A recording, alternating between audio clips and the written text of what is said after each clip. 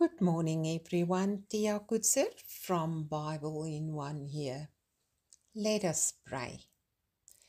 Our Father in heaven, holy is your name. Father, you are exalted and we praise you. There is no end to your power and might, and what a privilege to be able to worship you. Father, may our praise be a sweet fragrance to you this morning. Amen. Our reading today is from Mark chapter 10, verses 1 to 16. Crowds followed Jesus, and as usual, he started to teach them. This time, his teaching was about marriage and divorce. The Pharisees asked him about divorce since they tried to trick him with difficult questions. Upon their question whether divorce is legal, he commenced to answer them with a question in return. He asked them what Moses taught.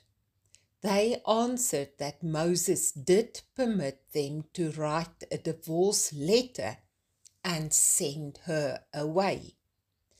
As with all the answers that Jesus gives, his answer now also relates more to expose the deep secrets of the heart than to what is written. Look at his answer in verse 5.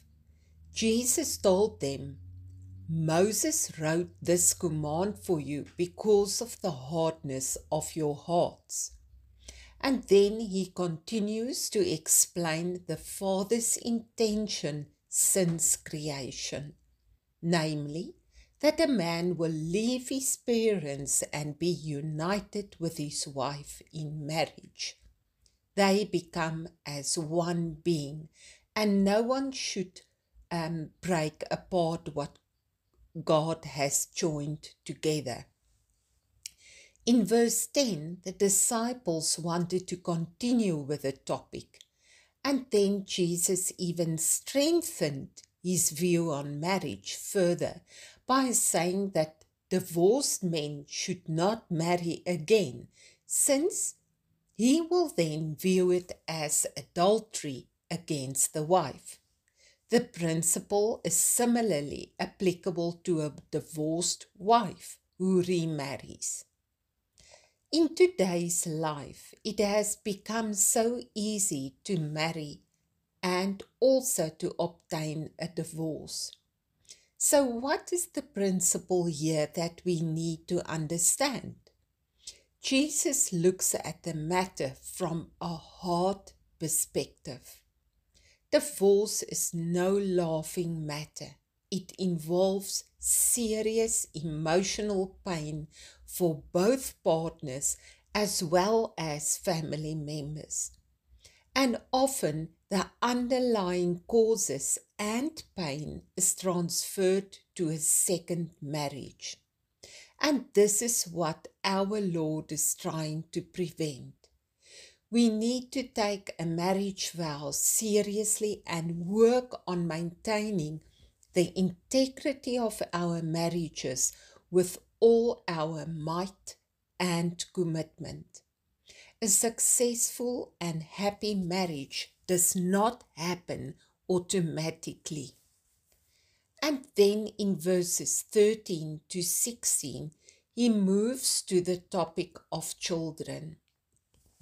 His disciples did not want to tire him with all the children and tried to keep them at a distance. But Jesus invited all the children to him. He laid his hands on them and blessed them. In the same way that children trust a person so easily who honestly loves them, we should also be able to trust our Heavenly Father in the same way and allow Him to show us how much He loves us. Commit your life and your marriage to Him. He will help you. Amen.